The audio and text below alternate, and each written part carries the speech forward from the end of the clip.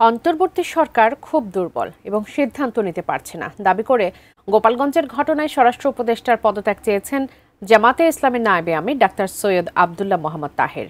আর দলের secretary general অধ্যাপক মিয়া গোলাম পরোয়ার অভিযোগ করেছেন আইনশৃঙ্খলা বাহিনী এখনও নিষ্ঠুরভাবে মানুষ হত্যা করছে। বৃহস্পতিবার আলাদা দুটি অনুষ্ঠানে তারা এসব কথা বলেন। মাহাদি সিকান্দারের রিপোর্ট। 2025 দুপুরে জাতীয় প্রেস ক্লাবে জামায়াতে ইসলামীর সংবাদ সম্মেলন, যেখানে আগামী 19 জুলাই সোহরাওয়ার্দী উদ্যানে 7 দফা দাবি আদায়ে তাদের জাতীয় সমাবেশের প্রস্তুতির কথা তুলে ধরেন দলটির সেক্রেটারি জেনারেল অধ্যাপক মিয়া গোলাম পরোয়ার।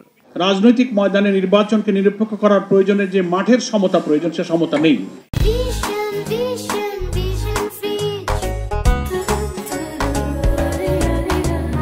সংবাদ সম্মেলনে মিয়া গোলাম পরোয়ার বলেন, ফ্যাসিবাদ বিরোধী আন্দোলনকারীদের ওপর হামলা হলে রাজপথে জবাব দেবে জামায়াত। পূর্ব ঘোষিত গণতান্ত্রিক প্রোগ্রাম, তাদের সাংবিধানিক অধিকার, তারা সারা দেশে পদযাত্রা করছে, পূর্ব নির্ধারিত টাইম তাদের ছিল, সেইখানে এইভাবে দিনের বেলা হামলা করে বসলো।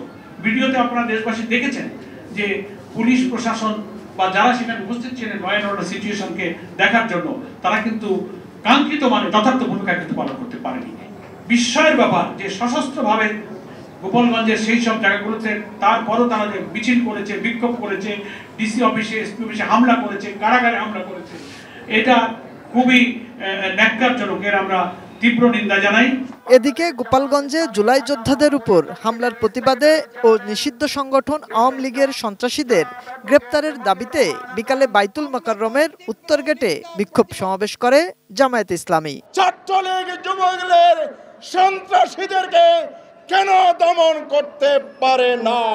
বিক্ষোভ পূর্ব সমাবেশে জামায়াতে ইসলামীর নায়েবে আমির ডাক্তার সৈয়দ আব্দুল্লাহ মোহাম্মদ তাহের বলেন, গোপালগঞ্জের হামলা জাতিকে আতঙ্কিত করে তুলেছে।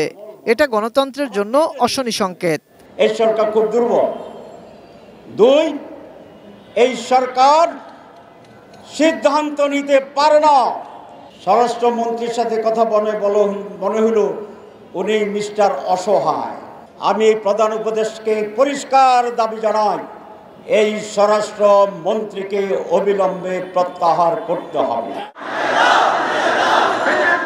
সমাবেশ শেষে বিক্ষোভ মিছিলটি শাহবাগ মোড়ে গিয়ে শেষ হয়। মাহাদি সিকান্দার, এটিএন নিউজ, ঢাকা।